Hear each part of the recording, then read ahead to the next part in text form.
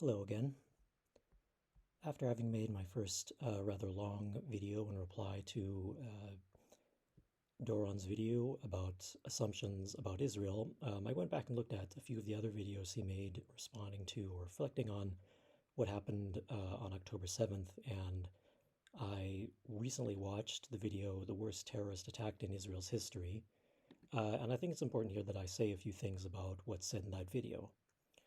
I understand that that video was probably produced right after the first news about what was unfolding on October 7th happened, and that it was produced by someone in quite an emotional state. I think it's perfectly understandable and justified for Duran to have been in that kind of state, to have said angry things, to have been sad and such. That's not really what I'm arguing about. What I am arguing with is the fact that we are probably about 3 weeks, about a month out from October 7th, and essentially words do matter.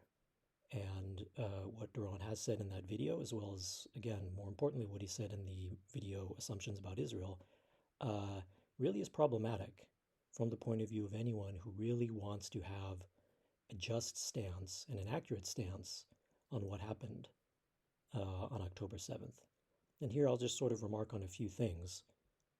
Duran basically goes and calls the terrorists, the people who came out of Gaza, burst out of their prison wall, below subhumans, worse than humans, animals from killing Israeli citizens and such. And once again, remembering that we can say things in anger that are understandable in the moment. But the question is, after that moment, are you willing to stand by what you said? And as far as that is concerned, what Duran has said is simply moral hypocrisy. Because the simple fact of the matter is, what the IDF has done since October 7th is a level of barbarity that goes beyond what the original event was by 10, even 20, 30 times the magnitude of death, destruction, and evil. And even before October 7th, the amount of death, destruction, and misery visited upon the Palestinian people by the Israeli state, with either the explicit endorsement of Israeli citizens, not everyone, of course, but quite a few, or basically the tacit acceptance, which I would imagine would include Doran himself, is quite barbaric and disgusting. So certainly you can condemn Hamas, you can condemn any number of people for those events. But if you do that, you're going to have to condemn the Israeli state and probably yourself 20 times more. The second thing is to note that, well, once again, you call these people subhumans, animals. I mean, for one thing, understanding what you actually mean by that, that's just quite incorrect. The people who did this probably do have feelings. They have emotions. They are humans. And if you want to say, well, no one here on our side does that, no, that's just quite wrong.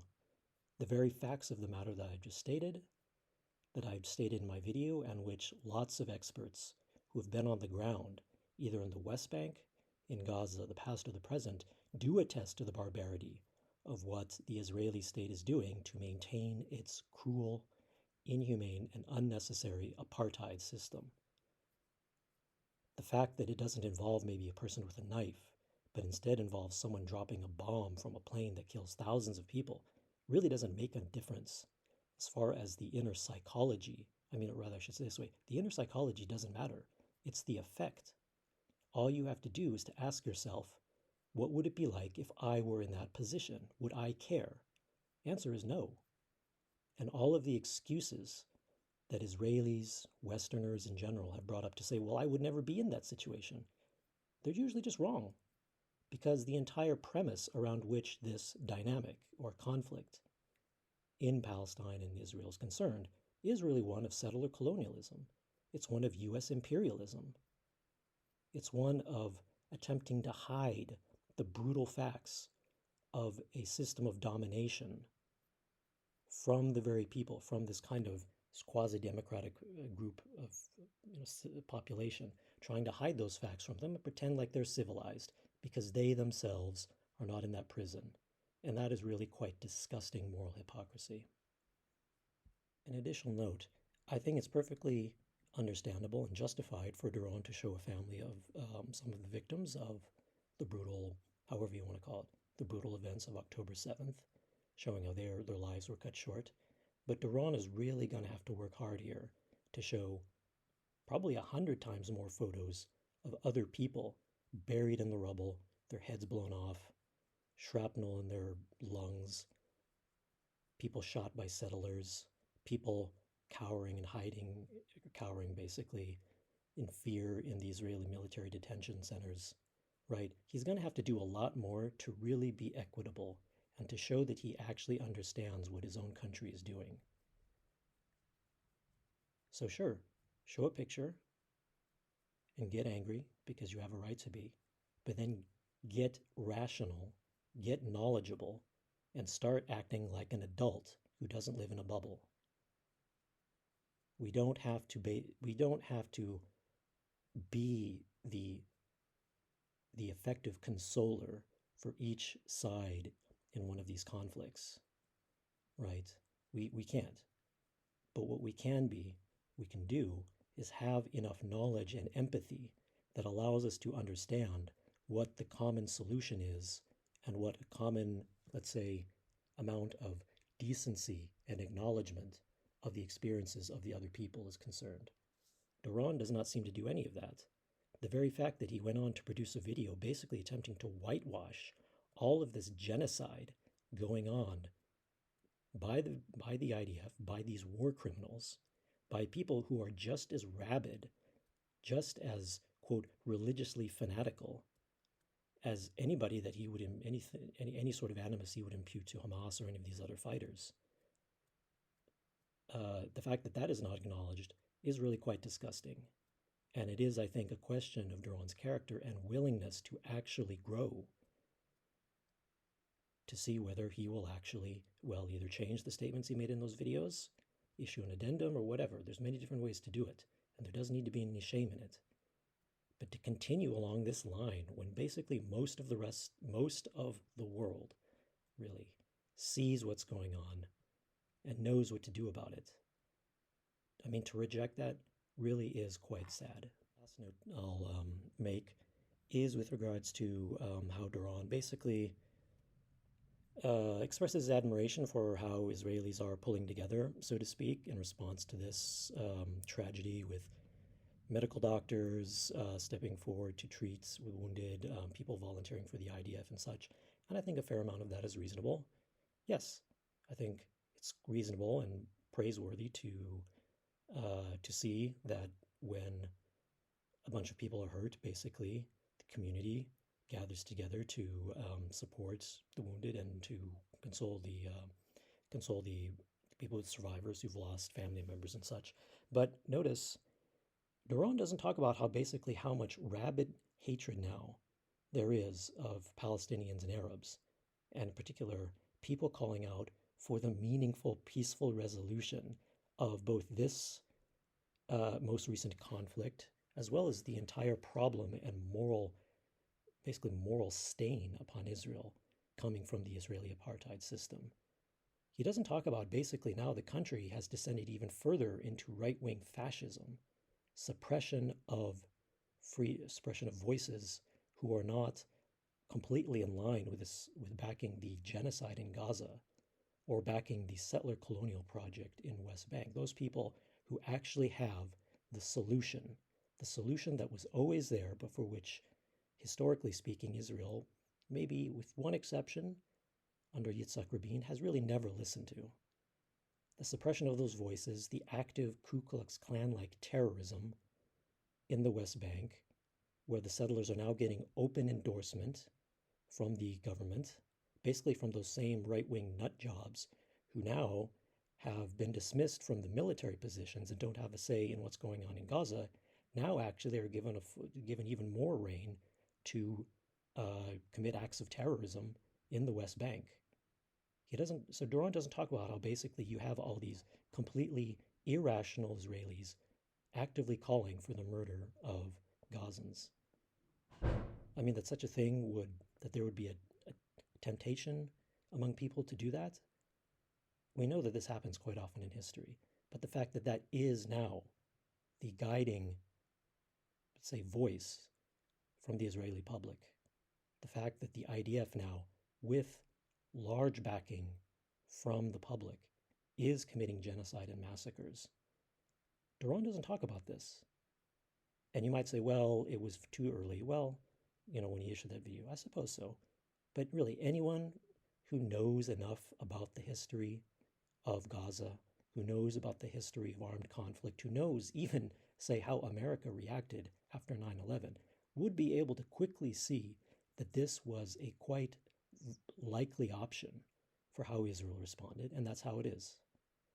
So, on the one hand, sure, we can certainly praise people coming out, doctors, all those signs showing some sort of solidarity, but some other forms of the solidarity, this hyper-nationalism, this tribalism, which says our side is the justified one, you are the subhumans, and we will punish you and obliterate you.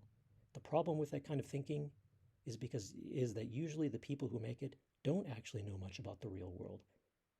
And when they commit themselves in that flawed way to their limited sense of who was right and wrong, they end up erring catastrophically. That is what the rest of the world sees about Israel, and that is what is basically going to harm Israel far more than the number of casualties it suffered on October 7th. Because now pretty much everyone has a good reason to simply hate Israel for justifiable reasons. It is a pariah state. What it needs to do now is show that it is serious about addressing its brutal subjugation of the Palestinians, that it is willing to give them a state, and that it's willing to actually talk to people on the other side seriously, which actually is Hamas, because the Palestinian Authority for so long in the West Bank has essentially been just the toady. It's been just the enforcer of Israeli policy in the West Bank to do the torture, basically to bear the brunt when things go wrong. Whereas, honestly speaking, whatever else you think about Hamas, they actually have delivered for the people. They may not actually be very popular now, certainly, but their popularity is certainly higher than the Palestinian Authority and certainly much higher than the IDF or the United States government. And so basically, the onus is on Israel and the West, meaning the elites in the United States, to actually show that they're serious about a solution for meaningful peace rather than furthering either some sort of grand imperial design against Iran or extending the short lifetime of doomed politicians like Netanyahu. I should also just add quite quickly at the end here, you may be aware of various reports coming out about what happened shortly during October 7th or afterwards, about actually some of the false claims of atrocities committed by the Hamas forces themselves, as opposed to what the IDF has actually done. It seems that there actually are a fair number of dead Israelis who were killed by friendly fire, that is, who were killed by the IDF. The most notable example of this is basically the number of hostages who were killed in Kibbutz Re'im. Basically, Hamas fighters were unable to take their hostages back to Gaza. They were surrounded, and so they holed up in the structures of that kibbutz, which is actually, I believe, a military kibbutz. And the Israeli forces at the end decided just to shell the entire place. One of the survivors has gone on to tell about how essentially they were not brutalized by Hamas, but they were basically blown apart by the IDF. And it's likely, if you listen to some of the analysis of Scott Ritter, who is a well-respected military analyst from the US, who was a weapons inspector for the UN in Iraq during the 90s, I believe, and who has generally, I believe, had a good track record of calling things accurately and fairly in various places around the world, including most recently Ukraine. Listening to him, it seems that actually some of these instances of, say, burned bodies would likely have come from IDF fire, because the Gaza forces were light infantry and didn't possess that kind of firepower. And secondly, I believe that some of these allegations of the burned bodies by Hamas actually came from buildings that were simply destroyed by the IDF. This also includes, actually, some of the violence around the desert concert. I forgot the name of the place, but it seems that some of those killed were killed by IDF crossfire. And it should be noted at the same time, there has been no actual evidence of beheaded babies. Even the allegations of rape still are sort of questionable. So I'm not saying this to glorify Hamas. I'm saying, look at where some of these rumors are coming from. Politicians, people desperately trying to get a public on their side that they basically have lost all the support from. And start thinking here, basically just recognizing that the Hamas fighters themselves, not necessarily the people pouring out of Gaza, they actually had a plan. Their plan was first to overrun the military kibbutzes ringing the prison wall of Gaza, right? And those are military kibbutzes. Those are staffed by security forces. Those are not sort of just quite naive homesteads or settlements for just unprotected civilians. Those are military installations. The goal of Hamas was to overrun those because they're part of the defense, to take a number of hostages, to bring them back, and to negotiate for specific concessions, including the release of quite a number of Palestinian prisoners of war, basically. They're captives of the IDF, held in military detention. The IDF has no right, no authority to keep those people anywhere because the IDF is militarily occupying the West Bank and even Gaza. They have no business being there. That's one thing. The second thing is essentially to guarantee that the Al-Aqsa Mosque is not subject to denigrating treatment from the various nutjob right-wing Israeli administrations that have been elected in power for quite a few decades now. And third, yes, ultimately, to bring the viability of a Palestinian state back after the United States and Israel were quite content to let that die a lonely death through these so-called normalization agreements with Saudi Arabia and other Arab state or Gulf states, which were presented as, quote, normalization agreements, but really are more defensive agreements to shore up the sagging U.S. empire's control in the Middle East against Iran. The influence of China in the region has destabilized that. And again, sort of like throwing the Palestinians under the bus once more through the fine print in these normalization agreements. That's actually what was going to happen until Hamas acted. And so Israelis should really ask themselves, how civilized are you?